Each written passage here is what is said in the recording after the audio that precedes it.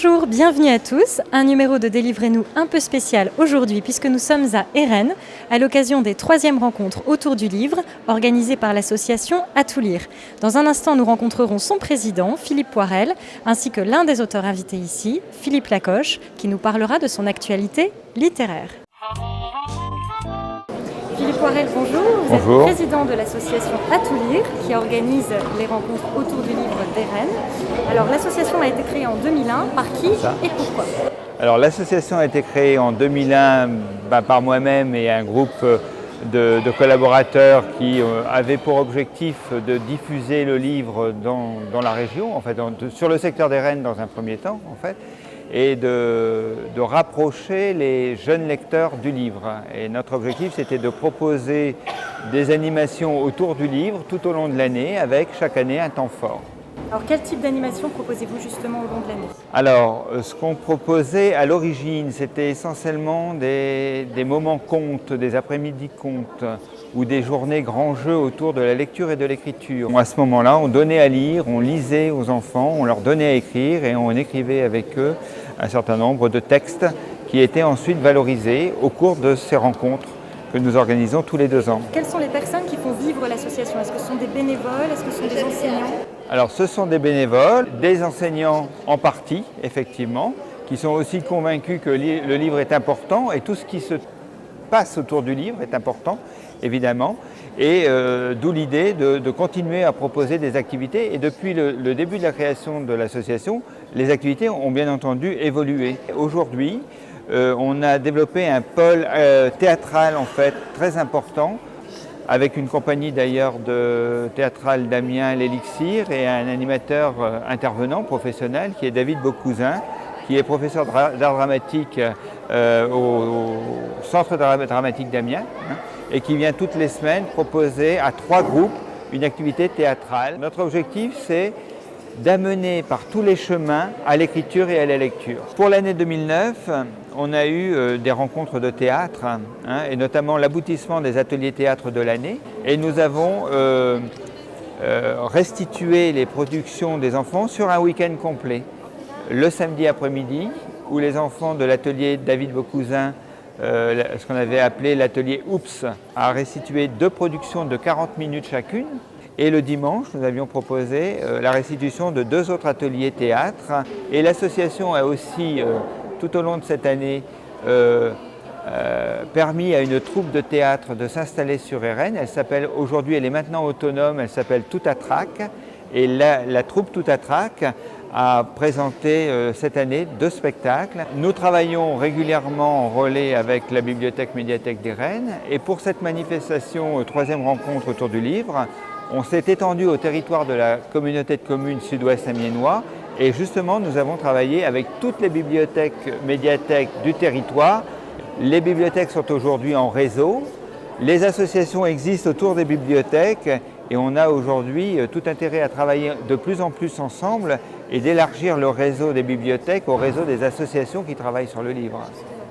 Pensez-vous que l'implication des parents soit fondamentale par rapport à l'accès à la lecture au bout du livre en général? Tous les enseignants vous le diront qu'il est important que le livre soit présent dans les familles et c'est tout l'objet de notre action, que autour du livre, les enfants puissent rencontrer des auteurs, puissent avoir accès facilement au livre et que les familles prennent le relais. Et d'ailleurs à ce sujet, nous avons un projet que nous espérons pouvoir mener avec la Caisse d'allocation familiale notamment, c'est-à-dire de proposer des activités avec comme priorité de développer le lien entre les familles et les enfants autour de cet objet livre. Alors est-ce que vous assistez justement à des déclics chez des jeunes a priori réfractaires au livre grâce aux animations, aux ateliers que vous mettez en œuvre? Ce à quoi on assiste, évidemment, c'est à des rencontres qui nous touchent.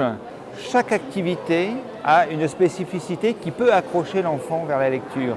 Et j'ai souvenir, lors des 2e rencontres autour du livre, d'une rencontre d'un élève, moi je ne le connaissais pas cet élève, c'est le maître qui m'a dit, il était surpris parce que c'est un élève qui ne lit pas, qui n'est pas tourné vers la lecture et qui a rencontré Paul Vergès dans la classe.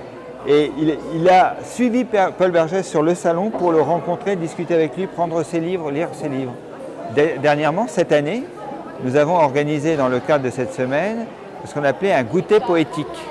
Et on a eu la très grande surprise de voir 2 enfants ayant visiblement des difficultés pour lire un texte, venir lire leur texte dans le cadre de ce goûter poétique. Pour nous, ça fait partie des grandes joies qu'on a connues cette année, par exemple. Et il y en a d'autres, Alors les rencontres autour du livre, donc c'est leur 3e édition cette année. Oui. C'est l'occasion de valoriser le travail qui est fait par les jeunes toute l'année, justement. Et notamment sur le stand d'À tout lire, on retrouve les travaux des enfants, travaux d'art plastique et d'écriture, et notamment la valorisation. On a mis quelques exemplaires en exposition. Il y a un exemplaire qui a rejoint la vitrine des livres d'artistes, puisqu'on a une exposition livres d'artistes qui nous a été prêtée par Martine Lafont, qui est elle-même plasticienne, et Bernard Pignero, qui est auteur de littérature.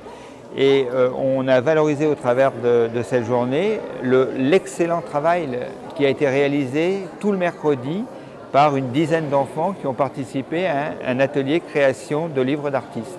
Et ici, derrière, vous avez un autre atelier création de livres avec Sözen Mustafova, qui est aussi elle-même plasticienne et écrivain, et qui accueille des enfants pour leur faire fabriquer des petits livres rapidement, de façon ludique, dans le cadre de cette activité. C'est l'interactivité toujours avec les enfants qui Voilà. est primordiale. C'est l'interactivité avec les enfants, avec comme objet médiateur le livre. Je peux vous demander pour terminer, quel est votre parcours personnel? Alors moi je suis fils d'ouvrier agricole, j'insiste là-dessus parce que je crois encore en l'ascenseur social et j'espère que cet ascenseur social qu'on dit en panne va redémarrer pour offrir aux enfants, et en tout cas c'est aussi l'objet de notre action, toutes les occasions de rencontre pour pouvoir s'élever dans la vie et trouver un parcours professionnel digne de la personne qui le porte. Je suis enseignant d'origine. J'ai été ensuite dans la même lignée formateur de jeunes enseignants et je suis aujourd'hui inspecteur de l'éducation nationale chargé des écoles maternelles sur le département. D'accord. Voilà. Eh bien, écoutez, je vous remercie beaucoup de nous avoir accordé cet entretien et je vous souhaite une bonne fin de rencontre autour du livre. Merci beaucoup. C'est moi qui vous remercie de vous être déplacé à Irène. Philippe Lacoche, bonjour. Ravi de vous retrouver dans cette émission. C'était déjà vu il y a quelques mois pour parler de Petite Garce et de Veilleurs de nuit. Oui. Dans votre actualité, il y a la parution de 2 nouveaux ouvrages. On commence tout de suite avec La Maison des Girafes, publié aux éditions Alphée. C'est donc la dissection d'une passion amoureuse entre un journaliste quinquagénaire qui a une vie assez rock'n'roll et Babe, une jeune stagiaire de 25 ans. Le narrateur héros de cette histoire pour dissiper les ambiguïtés, est-ce que c'est vous un peu, beaucoup, pas du tout? C'est un vrai roman qui n'est pas un récit. Sinon j'aurais écrit récit. Alors bon, ça s'inspire de lieux, effectivement, de personnages un peu composites que j'ai pu croiser. C'était aussi une peinture du milieu journalistique, de la vie locale. C'est aussi une peinture en arrière-fond de la Picardie maritime en particulier. Alors bien sûr qu'il y a une partie de réalité, il y a des lieux, il y a des personnages, certains composés, des personnages secondaires qui s'inspirent de quelques personnages que j'ai pu croiser. Le narrateur, c'est un peu moi par moment, ça l'est moins de moments et des fois plus du tout. C'est comme tout roman, on y met de soi-même, on y met de ce que l'on souhaite parfois, on y met pas mal de fantasmes aussi. C'est un vrai roman au sens où c'est une combinaison entre réalité et imaginaire, si on peut dire, et fiction. À l'époque du bonheur, vous parlez de l'intuition que tout cela ne durerait pas. Alors pourquoi on y va quand même? On est aspiré, on n'a pas le choix en fait.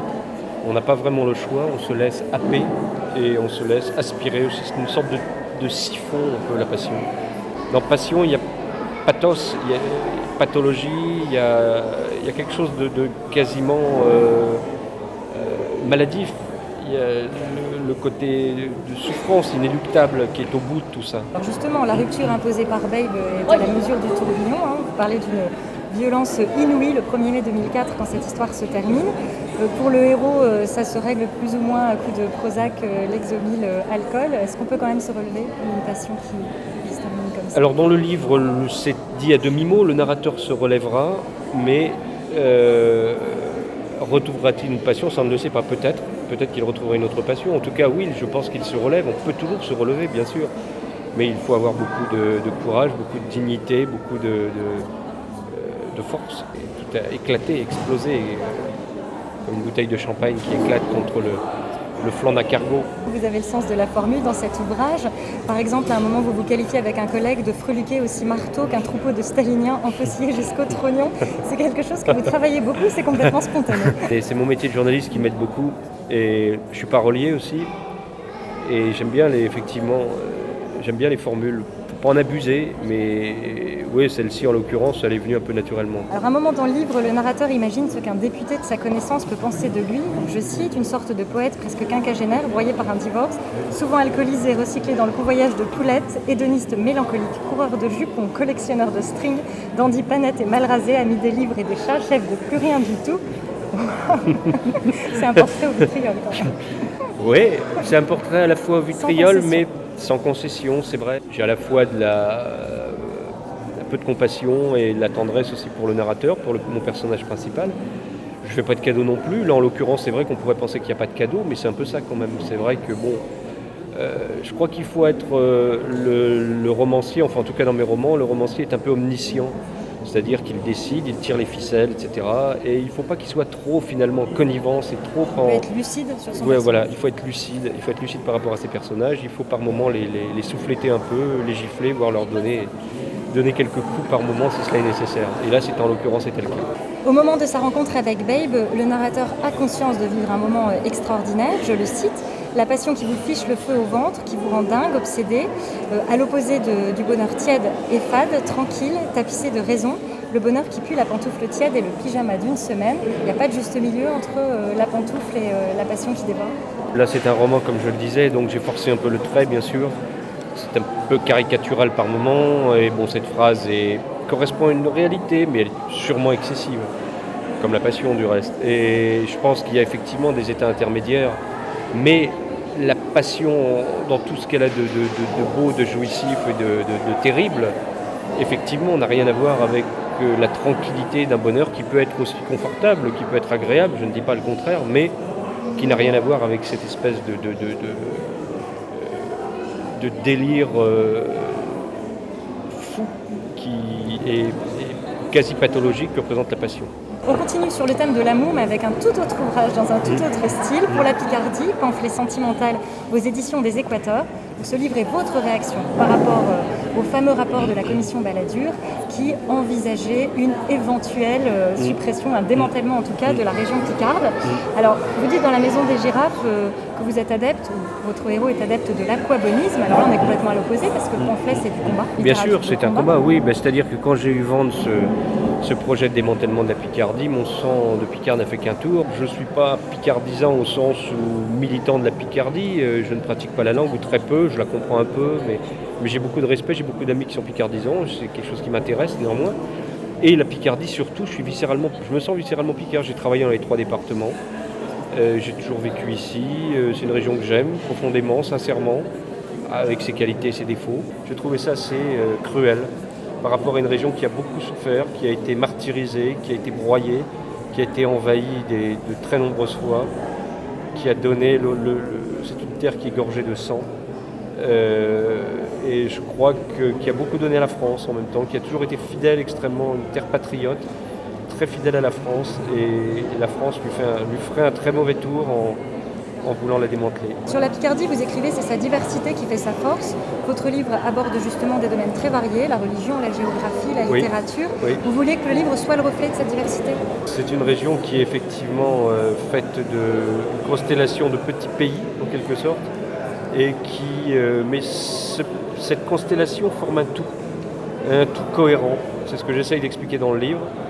Et les gens se sentent sincèrement picards. J'ai été un peu étonné, j'ai fait mon travail de journaliste également en réalisant ce livre, c'est-à-dire je me suis un peu rendu dans des lieux extrêmes de Picardie, dans le sud de l'Aisne, le sud de l'Oise, en Tirage, etc., en baie de Somme, baie d'Auty, et j'ai trouvé des gens, j'ai posé la question, toujours la même question, est-ce que vous sentez picard ?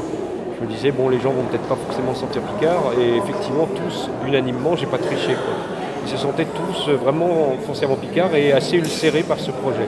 La Picardie a donné naissance à de grandes figures littéraires, dont vous parlez, on ne peut pas toutes les citer parce qu'il y en a vraiment beaucoup. La Fontaine, Racine, Alexandre Dumas, Coderlo de Laclos, Blaise Cendrars et Roger Vaillant, qui est né à Assy-en-Mulsien, qui est apparemment un de vos auteurs préférés. Vous trouvez qu'il est méconnu? Oui, méconnu, et je dirais c'est très très triste parce qu'il n'est pas reconnu en Picardie.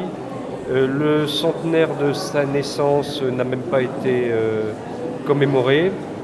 Je trouve que c'est un peu cruel, quoi. Je trouve que c'est un peu injuste parce que c'est un très bon auteur. Bon, il a été stalinien, il était communiste, stalinien, c'était un libertin aussi.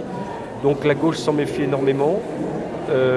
Il n'était pas en odeur de sainteté, même au sein du PC, il n'était pas en odeur de sainteté parce que bon, c'était un homme qui aimait les femmes, qui aimait l'alcool, qui a été drogué à une certaine époque. Bon, c'est un personnage sulfureux et même ses écrits parfois étaient quand même assez... Bon, son journal intime est corsé quand même. Mais c'est un grand écrivain, un grand styliste, merveilleux styliste et quelqu'un que j'aime beaucoup. Et je trouve dommage qu'en Picardie il ne soit pas reconnu à sa juste valeur. C'est pour ça que j'ai profité de ce livre pour le remettre un peu en valeur.